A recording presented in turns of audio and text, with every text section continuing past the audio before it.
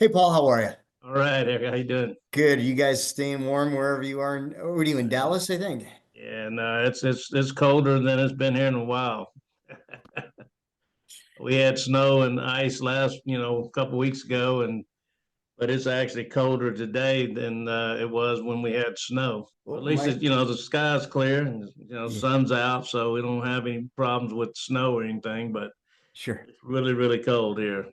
Yeah, my daughter's up at Lubbock at Texas Tech, Oh and I yeah. think she said it was like 5 degrees up there. Cheryl, I see you're on the line. Yeah. Can you not see me? You're there. Good. Yeah, I'm here. Okay. Paul, why don't you introduce yourself as well as your firm and tell us a little bit more about what you guys do? My name's Paul Mauceli. I am with Reef Securities. We represent REI Energy, which is owned by my brother. Started in 1987.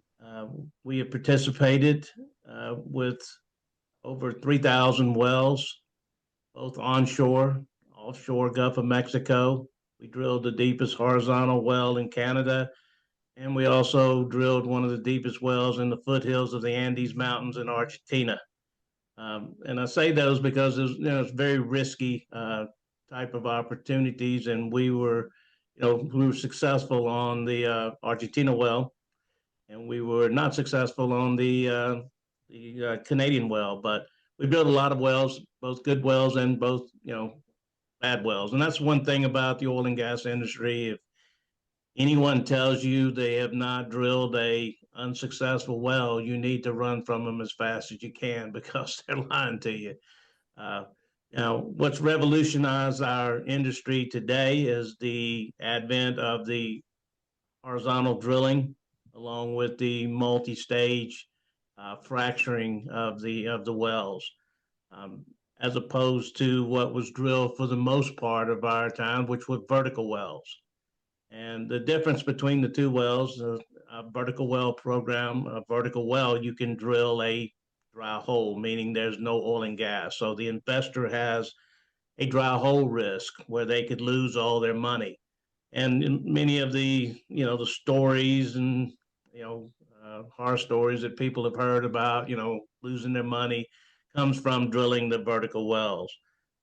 The horizontal wells, because of the nature of how they're drilled, they are all will produce oil and gas. So you don't have that dry hole risk. And that's really one of the things that's revolutionized the oil and gas production in the United States is that along with the multi-stage fracturing.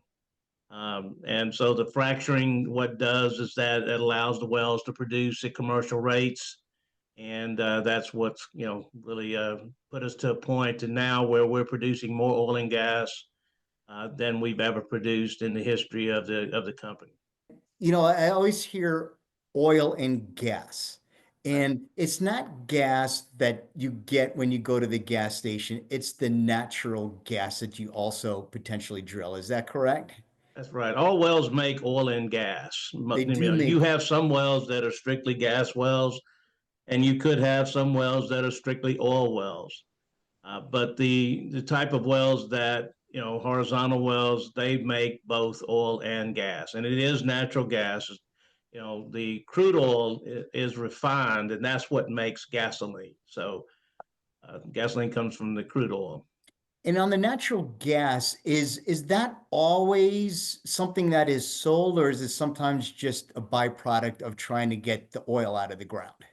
Well, in the past, they used to allow companies to flare the natural gas. So if Mhm. you've ever been driving down the highway and you see a flame coming out of close to a well, that's flaring the natural gas. But doing that, you're burning it. And so that's burning dollars, Yeah. basically. With the ecological, situations and things like that. I mean, especially like in North Dakota, which is where one of the biggest horizontal plays is that they don't allow you to flare the gas, but very very little right during the testing. But then you have to start capturing it. Okay. So and that's the thing that you're making money on both oil and gas. You don't want to be flaring it and burning it away. So Your product offerings include in the monthly income, you're generating cash flow on both oil as well as the sale of gas, natural gas as well. That's right. Mhm. You know, if you've ever drove down the highway and seen one of the black pump jacks that are going up and down, you see the big tanks beside it. That's where the oil goes. And then you have a pipeline from there that goes to a small pipeline. It goes to the main big pipeline to where the gas goes into. Okay. So when we talk about working interests, it is actually a working interest in oil and gas. Okay. That's correct. Well, it's Very good. working interest. When you buy working interest, you buy working interest into whatever the wells are, you know, Okay. whether they're oil, gas, or just strictly oil or strictly gas. Gotcha. But, Okay. you know, the horizontal wells, you know, they're all going to produce oil and gas. Oh, interesting. Okay. Obviously, I didn't know that. And that's a lot of the reason why I wanted to meet with you today is I wanted to better understand this business. And you guys, and what you do is you're actually, do you actually do the drilling yourselves at REI Energy? No, no. We buy what's called non-operating interest, right? But we do, you know, it is working interest. You know, there's 100% working interest in every well. And so your operators typically own 40 to 60% of that working interest.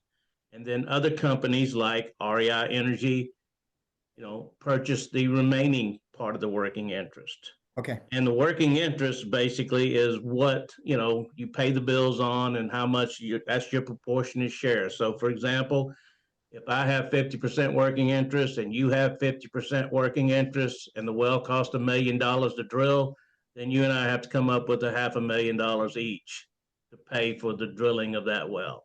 Okay. And then once a well goes online, we pay 50% of the expenses because we own 50% of the working interest.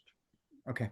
And you mentioned the operators and so those are likely going to be REI Energy isn't a name that people think of right away when they think of oil, but some of the big operators, those are the partners on in these types of projects that we're doing like would Chevron or Exxon or Marathon, those are the big dogs, right? Yeah, sure. Like, and that's a big plus to the investors is that you have reputable operators that are operating, you know, the wells because since they own 40 to 60% of the well, they have the most to gain and the most to lose.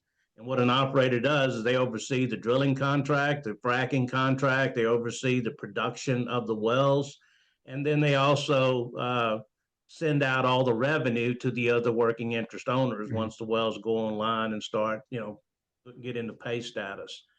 And so, you know, we have, you know, major oil companies and major independents like EOG, which is owned by Exxon, Chevron, Hunt Oil Company, Meridian, Continental Resources, Whiting, you know, Mubrin, you know, you know, these are all major oil companies, major independent, you know, oil companies that, you know, that operate the wells. And like I said, that's a big plus as opposed to having a small company that doesn't own, you know, but maybe a percent of the well operating it. You know, they can operate the other investors in that program, you know, basically they can overoperate them, which means charge them for more money than what is actually needed or required by the wells. And so that's another way, you know, that investors can, you know, have a lot of confidence in, you know, participating with us is that, you know, all our stuff is non-operated and we're participating right alongside the majors and the major independents. And so So these are the, also the highest quality type of wells too, highest quality type of, you know, uh, production wells in the United States. I mean, if so you the want to tell them at a tier, like tier one, tier two, tier mhm. three, these are all tier one type Tier of one. wells. And the reason, I mean, it sounds like from a business perspective, an EOG or a Chevron, while they may be able to cash flow the whole thing themselves, it just limits the amount that they can do. So when they bring in other partners with the cash behind it, it allows them to do more exploration. So they want to kind of use other people's money as well, in the sense that it's kind of like a leverage. This meaning that they can do more and generate more. And you guys come in as those kind of those investment partners to lend the money more than anything else. Is that fair to say? Well, you got it a little bit, I mean, somewhat right, but no, it's not that the major company or the operators allowing the other working interest owners. I mean, you have 100% working interest. Yeah. That 100% working interest is owned, and so none of the majors have 100% of a project.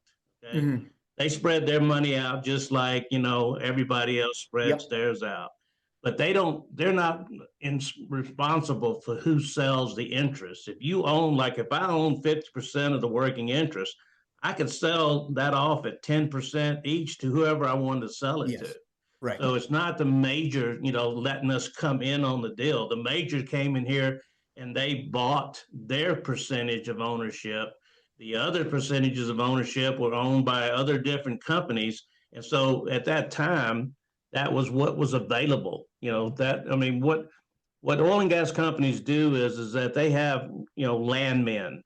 And when they're looking at developing a play, they go out, the landmen go out and go into the courthouses and determine who are the mineral right owners of the acreage, over a play that they're looking at. Let's say they're looking at 10,000 acres.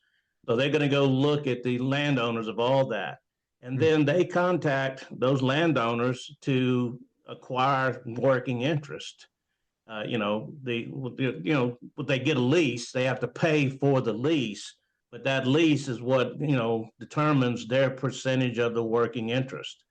And so that's how they acquire theirs. And then the remaining people that own that, I mean, a mineral right owner, might not sell all of their working interest, or might not sell, they have that. So, um, the working interest might not all be bought by that one oil and gas company. So they Okay. acquire, basically bits and pieces. Mhm. Acquire 30% here, 40% over here, and that's how they acquire their interest. And once they have acquired, what their quota is or what they want, to acquire, that's when the ability that they can go out and start drilling on those leases. And then you guys come along through, I guess, through Reef Securities and offer to, and we're going to do a different, a separate education on what it means to be accredited investor, but you come in and offer to accredited investors the opportunity to buy into your funds, and you just closed, was it Fund 7, and now you're opening a Fund 8? Correct. And then the Fund 7, in full disclosure, that's the one that Cheryl and I are invested in. I can't remember the exact count of wells, but it was Like quite a few 25, wells. right? What's that, Cheryl? They're like 25. No, I think it was going to be closer to 50 when it was all said and done. Oh, really? Yeah, Oh, I know. it's got right now, right at about 40, well locations in it. There'll be about 50 when it's, or more when it's all said and done. Yeah, I And feel, oh, I'm sorry. Go ahead, Paul. no, that's right. Just for those listening, because it's different. Oil and gas is a little bit difficult and different to understand. And so the way that I look at it, just because knowing the spreadsheets that you provide, we looked at the fund that we're looking at, it's almost like you're looking at like an oil and gas mutual fund. I know it's not, that's not what But it you're is, right. You're but exactly right. you have a little bit of interest over here, a little bit over here, a little bit over here. And so you're invested in a whole bunch of wells, and they're all doing different things. So I think of it as almost like in my mind, just to kind of solidify the concept of what you're investing in. It's like a little oil and gas mutual fund. You're kind of spreading your money across them, like you said, between 40 and 50 different wells. Some are going to be great, some may not be, just like when you're invested in a mutual fund. But this is an oil and gas fund that has a number of working interests that you're invested in. That's And correct. I think, exactly- yeah, I think just for, because I think that's the hardest part. When I think of oil and gas, I think, am I investing in one thing? But no, this is really a portfolio of working interests that are put into a group of wells that are managed and then sold as a package deal. That's right. What we do is that, in the oil and gas industry, diversity, is king. So what we do is we diversify our investors over multiple wells. And the way that we do that is exactly what you're saying. We buy small percentages of working interest in wells. And that way we're able to spread out over into a large group of wells. And then we also buy acreage, just to kind of show you here. So this is 7, the one that y'all are involved on, all right? And this is the current status of 7. So you can see over here to the left, right now we've got 42 wells currently in the program. Some of these are well locations, meaning they haven't been drilled yet or haven't started to be permitted to drilled. But as you can see, the well name from all the wells, when you see TBD on there, that just means to be determined, because they'll have a name for it. But these numbers here designate where the well is. And then the operators, and these are all in Oklahoma. So right now you see Mewburn, Devon is a publicly traded company, JMA, Crawley, Upland, and Dale Gooseman on down. So you can see these are the operators that you have, in this program currently. All right. Hess, another, major company. And then you'll have some other operators that will be a part of this. This is a target formation. All of these wells primarily are, Cherokee, the cruise in the Cherokee is just different name. The Bakken, this well is in the Bakken up in North Dakota. Okay, so all these other wells are in Oklahoma. With the exception of this well, this is the Austin Chalk, which is on the border of Texas and Louisiana.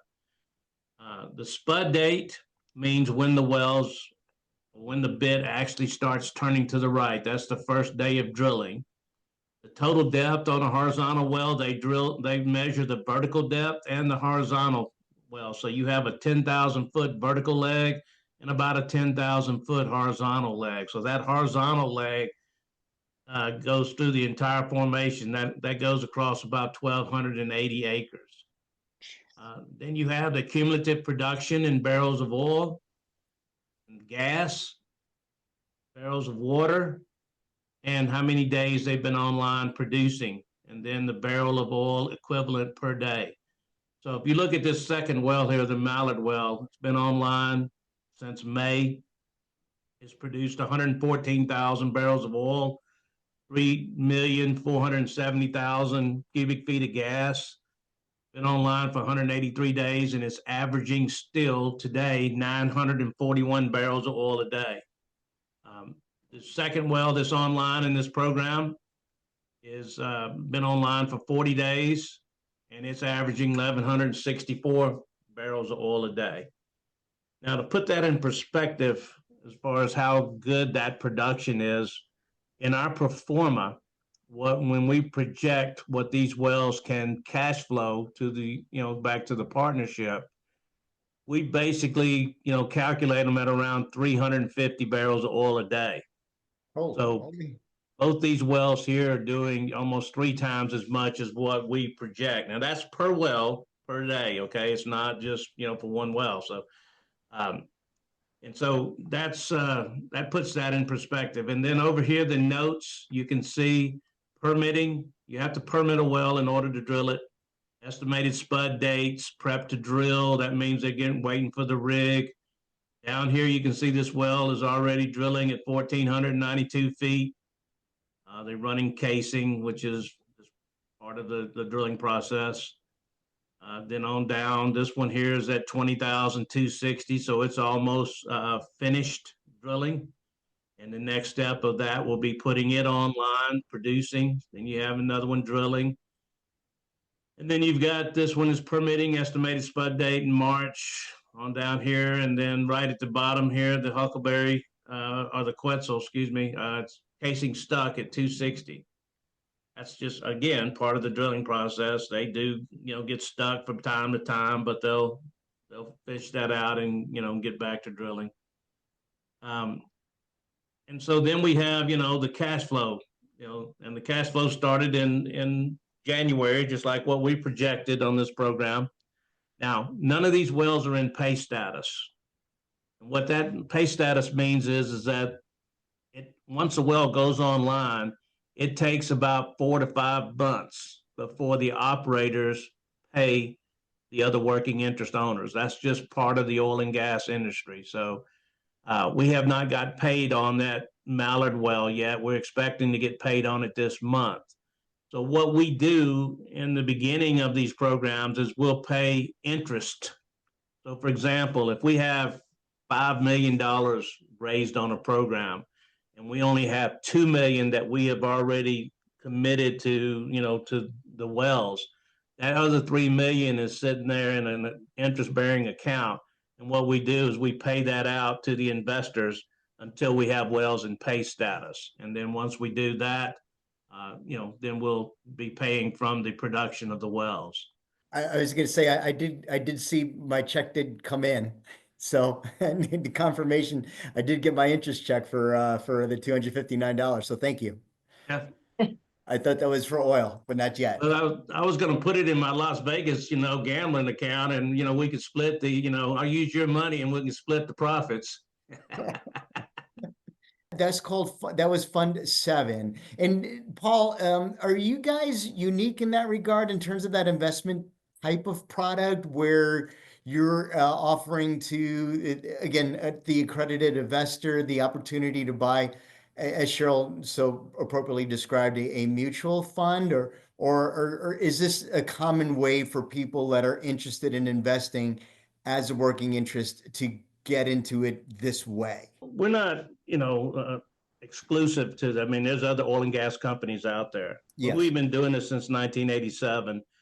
And I feel that we have got it as close to perfection as we can have it for investors. And I don't mean that, every well is going to be a great well. I'm just saying our programs compared to other oil and gas programs, the standard in the industry has been what's called a third per quarter.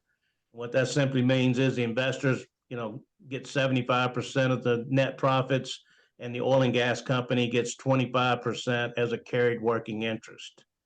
Right? Our deal is a 90-10. So the investors in our programs get 90% of the net profits, and REI gets only 10% as a carried working interest. So that's a much better deal for the investors. You're getting $90 of every $100 worth of profit as opposed to $75. I'll make that deal. How about you, Udovich? You make that deal? I'd make that deal. I don't blame you. Damn good deal. It's kind of a simplified investment in one way. It's complicated in many others, but from the actual investment and cash flow risk. And what I mean by that is, yeah, there's no guarantee. Like you said, you can't guarantee any of the production of the wells, but the investment is the investment. You can put the money in. Kind of again, I'm going to use the mutual fund. This is not a mutual fund. I just want to, I don't want that to be mistaken, but it's not like when you put money into a mutual fund, they say, oh, we need more of your money because our investment performed poorly. That's not really how it works. Right. So that makes it nice to the investor. And you're also like participating as an industry participant. Like if, two oil and gas companies participate equally on a well, neither one of them is getting promoted.